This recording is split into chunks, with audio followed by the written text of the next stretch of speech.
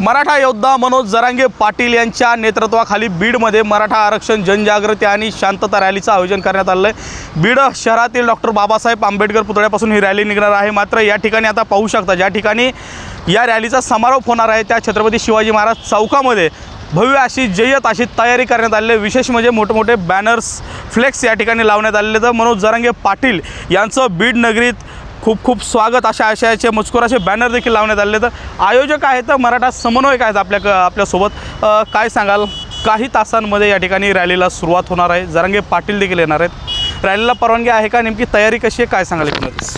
आम्ही बीडकरांनी सर्व परवानग्यासाठी रितसर अर्ज केलेले आहेत आणि त्या ज्या आम्ही परवानग्या मागितल्या त्या सर्व परवानग्या आम्हाला मिळालेल्या आहेत। आणि मराठा आरक्षण योद्धा मनोजदादा जरांगे पाटील यांची आजची ही रॅली आणि गेल्या हिंगोलीपासून सुरू झालेल्या सर्व आंदोलन रॅल्या ह्या लोकशाही मार्गानं शांततेच्या मार्गानं आणि शांतता आणि जनजागृती रॅली आहेत। त्यामुळे यात कुठलाही कायदा आणि सुव्यवस्थेचा प्रश्न निर्माण होत नाही, कुठल्याही जाती धर्मामध्ये तेढ निर्माण करत नाहीत किंवा कोणत्याही जाती धर्माला किंवा कुठल्याही महापुरुषाला नेत्याला आम्ही टार्गेट करत नाहीत। त्यामुळे आमची रॅली ही समाजामध्ये दोन समाजामध्ये थोडी अंतर निर्माण झाल्यामुळे सगळ्या जाती धर्मामध्ये अंतर निर्माण झालेलं आहे, ते अंतर कमी करण्यासाठी आणि मराठा आणि ओबीसी वाद मिटवण्यासाठीचा मनोजदादांनी घेतलेला हा पुढाकार आहे। आणि निश्चित मनोजदादांनी जो छत्रपती शिवाजी महाराजांचा विचार आहे ते की सगळ्या जाती धर्माला सोबत घेऊन चाललं पाहिजे, त्याच पद्धतीनं 18 पगड जाती धर्माला पुन्हा एकदा मराठा समाज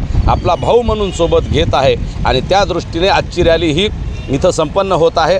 प्रचंड संख्येने जिल्ह्यातनं समाज बांधव येत आहेत, लाखो समाज बांधव इथं जमणार आहेत। आणि संघर्ष योद्धा मनोजदादा जरांगे पाटील यांच्या तयारीसाठीच्या पूर्ण सर्व प्रक्रिया पूर्ण झालेल्या आहेत। पार्किंगची व्यवस्था असेल, जेवणाची, पाण्याची आणि इतर सर्व सुविधा आहेत। कसं असणार आहे, कुठून कुठून कशी निघणार आहे रॅली, एकूणच काय सांगता? साधारणतः 10 ते 11च्या दरम्यान संघर्ष योद्धा मनोजदादा हे बीड शहरातील डॉक्टर बाबासाहेब आंबेडकर यांच्या पुतळ्याजवळ येतील, तिथून या रॅलीला सुरुवात होईल। अण्णाभाऊ साठे यांच्या पुतळ्यापर्यंत ही रॅली सुभाष रोडने येईल, तिथून डायरेक्ट छत्रपती शिवाजी महाराजांच्या पुतळ्याजवळ या ठिकाणी म्हणजे या शिवतीर्थावर ही रॅली येणार आहे। आणि इथं या महाराजांच्या पुतळ्याला अभिवादन केल्यानंतर मराठा संघर्ष योद्धा मराठा समाजाला आणि संपूर्ण 6 कोटी मराठा समाजाला महाराष्ट्रातल्या संबोधित करणार आहेत। आणि 13 तारखेचा आमचा जो दिलेला सरकारला वेळ आहे, अल्टिमेटम आहे, तोही संपतोय।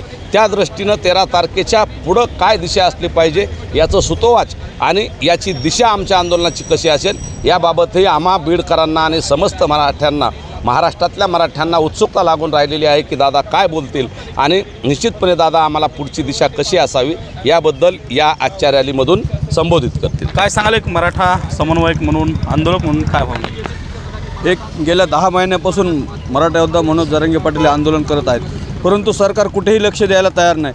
3 वेळेस सरकारने प्रत्येक वेळेस अल्टिमेटम दिलं की 30 दिवसानंतर, कुठं 42 दिवसानंतर, परंतु सरकारने कुठलीही हालचाल केलेली दिसत नाही। त्यामुळं मराठा समाज आणखी आक्रमक झाला आहे आणि ज्यावेळेस 1 वर्षापूर्वी जे आंदोलन होतं त्याहीपेक्षा जास्त पटीने आणखी समाज रस्त्यावर उतरलेला आहे। हिंगोली, नांदेड, परभणी वगैरे आतापर्यंत ज्या 6-7 जिल्ह्यामध्ये रॅली झाल्यात, प्रचंड संख्येने मराठा समाज बाहेर निघला। का निघालेला आहे की सरकार आमच्या प्रश्नाकडे कुठेही दखल द्यायला तयार नाही, कारण प्रत्येक वेळेस सरकार कुठेतरी मराठा समाजाला झुलवत ठेवतं आहे। प्रत्येक वेळेस सरकार काहीतरी येऊन पाटलांना आश्वासन देतं की आमचं तुम्ही 30 दिवसात तुमचा प्रश्न सोडू, 40 दिवसात सोडू, अशी 3 वेळेस अल्टिमेटम दिलेले। 3ही वेळेस सरकारने कुठल्याही मराठा समाजाची मागणी पूर्ण केली नाही। त्या मराठा समाजामध्ये एक सरकारविषयी एक रोष आहे, तो रोष व्यक्त करायचा म्हणून लाखो समाज रस्त्यावर उतरत आहे। आणि जी ही जनसंवाद रॅली आहे ती बीड जिल्ह्याची रॅली कमीत कमी 8 ते 10 लाख मराठा समाजा रस्त्यावर उतरणार आहे। आता हे जसं म्हणले की मराठा समाजाचा सरकारविषयी रोष आहे, लोकसभेला तो रोष दिसला, विधानसभेत जर सरकारनं मागण्या पूर्ण केल्या नाहीत तर हा रोष दिसेल का? लोकसभेला नक्की महाराष्ट्रातल्या सगळ्या ठिकाणी मराठा समाजाचा रोष सरकार पक्षावरती दिसलेला आहे, कारण त्यांनी वेळोवेळी शब्द दिले, आश्वासनं दिले, परंतु सर्व आश्वासनं वेळेत पाळले नाहीत। आणि आमची जी मुख्य मागणी आहे, मराठा आणि कुणबी एकच आहे, हा GR काढणं, हा कायदा करणं असेल किंवा सगळे सोयऱ्याची जी अधिसूचना सरकारने काढली ती अंतिम करणं असेल, या विषयावर अजून कुठलाही निर्णय झालेला नाही। म्हणून मराठा समाजाने लोकसभेत महाराष्ट्रात मराठा समाज वेळ पडली तर काय करू शकतं हे दाखवून दिले। आणि संघर्ष योद्धा मनोजदादांनी जर आदेश दिला तर 13 तारखेच्या पुढंसुद्धा विधानसभा आहेत, अनेक निवडणुका आहेत, घोडा मैदान जवळ आहे, दादांनी आणि 6 कोटी मराठ्यांनी ठरवलं तर येणाऱ्या काळात मराठा काय असतो आणि मराठा काय करू शकतो हे निश्चितपणे दाखवून दिलं जाईल। आणि इतिहास आमचा तसा आहे की वेळोवेळी ज्यावेळी महाराष्ट्रात किंवा या देशाला काही गरज असते त्यावेळेस परिवर्तनाच्या या चळवळीमध्ये मराठा हा अग्रभागी राहिलेला आहे। आपण पाहताय ह्या ज्या भावना होत्या, ज्या प्रतिक्रिया होत्या त्या मराठा बांधवांच्या होत्या। या ठिकाणी मनोज जरांगे पाटलांची भव्य अशी रॅली निघणार आहे। लाखो मराठा बांधव या रॅलीत सहभागी होणार आहेत आणि याची तयारी आता पूर्ण झाली आहे। सरकार मराठा समाजाला वेळकाढूपणा करतं, याकडं आरक्षणाच्या विषयाकडे गांभीर्यानं पाहत नाही।